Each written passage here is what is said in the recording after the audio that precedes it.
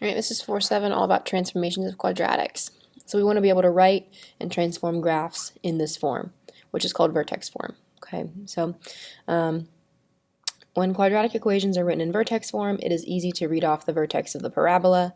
Okay, so in this form, y equals a times x minus h squared plus k.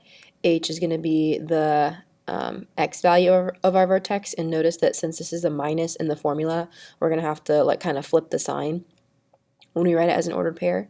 And then this number outside the parentheses is going to be the y value of our vertex. So h comma k is going to be our vertex here. So to write this one in vertex form, we're going to have to actually complete the square, right? So let's see what that's going to look like. So f of x equals 2x squared minus 16x. I'm going to leave a little bit of, well, actually, no, first I'm going to factor out a 2, right? Because we can't complete the square unless the leading coefficient is 2. So that'll leave me with x squared minus 8x. And then I'm going to leave this plus 25 outside because I'm just going to focus on completing the square of these first couple of terms, okay? Because I cannot factor right now. I can't factor this without completing the square. So 2 times x squared minus 8x, and then remember, for completing the square, you're going to take half of your x term and then square it and add it to the end. So half of negative 8 is negative 4 squared would be 16, so we're going to add that. And then we still have this plus 25 outside. In order to make sure that we're not changing the value of the right side of this function, we need to subtract a number out here because we're adding that 16 inside. Okay, and remember, we're not just going to be subtracting 16 because the value that we're actually increasing the equation by is 2 times 16. So we actually need to subtract 32 out here because it's really kind of like we're adding 32 inside. Okay, so now let's rewrite this as x minus 4, that quantity squared, minus 7. That's 25 minus 32. Okay, so this is the equation in vertex form. We have a times x minus h squared minus 7, and our vertex would actually be at 4, negative 7. Okay, so this is a parabola that opens up with vertex 4, negative 7. All right, and then we can also do this given a graph. So we see our vertex. Our vertex is 4, negative 3, and then we have another point, 6, negative 11. All right, so we're going to use f of x, or y, equals a times x minus h quantity squared plus k, and let's plug some stuff in. All right, so we're going to plug in our vertex first. Let's see, this is going to turn into, well, actually, I'll just go through this at once, right? So we have kind of like an x and an f of x, and then we have our h and our k here. So we can plug those in. We'll end up with negative 11 equals a is going to stay the same. We're going to actually solve for that. Equals 6 minus 4, that squared, minus 3. Okay, because in order to write this equation, we have to know what that a value is. So let's clean it up a little bit. We should get negative 11 equals 4a minus 3, because 6 minus 4 is 2, 2 squared is 4, times a, so 4a minus 3. And then we end up, if adding 3 to both sides, we get negative 8 equals 4a, meaning that negative 2 equals a. So our equation will be y, or f of x, equals negative 2, that's our a value, times x minus h minus 4 squared minus 3. All right, and so this a value is negative, and our parabola opens down. So that's very similar to the a value in the quadratic in standard form. If it's negative, then that means that it opens down.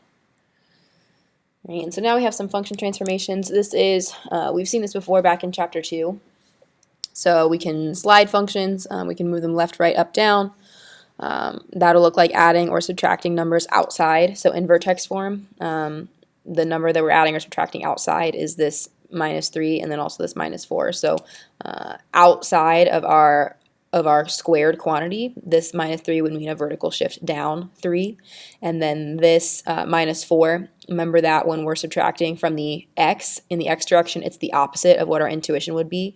So this minus 4 means what we're moving right for, not left for. Okay. shift left, shift right. We talked about that. Reflections and dilations. So if we have a negative sign involved out front, it means that it's reflected over the x-axis. So instead of opening up, it's going to open down. That's what's happening here, right? That -2 out front.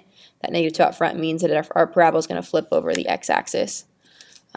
And then if we have a negative on the inside of the function, because parabolas have that like x squared situation, if you take negative x and square it, it's still going to look like x squared. So we don't notice this type of reflection really in parabolas. And then dilations, by multiplying by 2 out front here, our parabola gets a little bit skinnier. That's what this is saying: vertical stretch, vertical compression, horizontal compression, and horizontal stretch. Okay, so let's graph this parent function. So our parent function, remember, is going to be y equals x squared. So let's graph that first: 0, 0, 1, 1, 2, 4, -2, 4. That's our parent function. Oops, pretend like my graph is not terrible. Pretend like those touch, okay? And then now to graph this, we're going to reflect over x-axis. See how my battery's doing, okay. Reflect over x-axis, and then this multiplying by 2 is going to be a stretch or compression, right? And so looking right here is what we're looking for, because we have that number multiplied in front of the x squared. So it's going to be a vertical stretch. Vertical stretch by a factor of 2. And then to graph this, you can still make your table if you want. Your vertex of your new function is going to be 0, 0, right? Because if we think about our vertex form, or even like standard form, negative b over 2a, b is 0, right? We have 0x, so 0 over anything, 0 over 2 times -2 is going to give us 0. We plug that into the original and we get 0, 0 for our vertex. Let's go up a couple and down a couple, right? And so when we do that, we are going to see, oh, it always wants to make me update, and I don't want to update. Okay, there we go.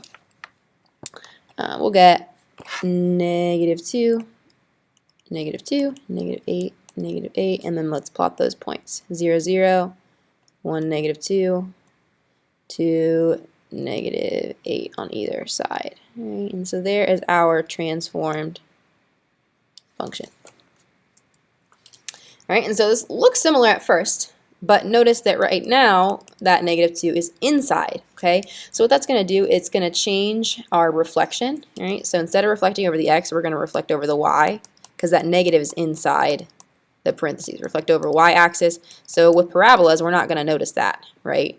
And then the 2, because that 2 is inside, we're looking at these down here.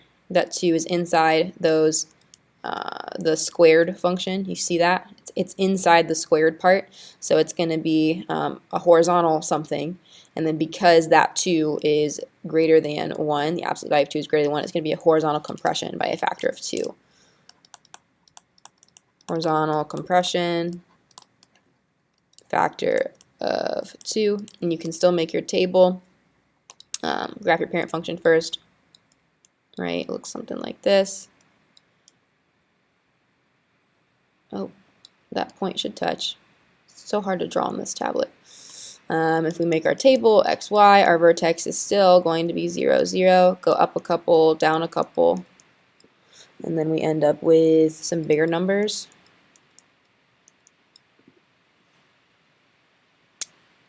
Oh shoot, I messed up. I'm sorry, you guys. This horizontal compression, because that 2 is inside the function, the factor that we're actually scaling up by is 2 squared, which is 4. I apologize for that. Okay, and then our graph's going to look something like this. It's going to open up, so we can go over 1 up 4, over 1 up 4, and then the 2 value would be like way up here, so we're going to have a really, really skinny parabola. Make sure you're drawing arrows on your parabolas. I saw some issues with that on our last test. All right, and then graphing in vertex form, super straightforward. Flip the sign to get your vertex. Make your table, right? Vertex -1, -2. flip your sign on the x only, right? And then go up a couple, so up 0, 1, down -2, -3. And then when we plug those in, we will get -1, -1, 2, 2. And so we can plot that -1, 2, 0, -1, 1 up 2, and this is what our graph will look like. Okay. Pause video, try this one. Okay, hopefully you have a graph on your paper. Your vertex is going to be -3, -4. Go up a couple and down a couple, 1, and then we'll end up with -2, -2, 4, and 4. All right, plot your vertex over 3, down 1, 2, 3, 4, over 2, down 2. And then we're going to go for -1 up 1, 2, 3, 4. And that is what we are working with. All right, there you go. It's an intro to transformations with quadratics and vertex form. Let me know what questions you have.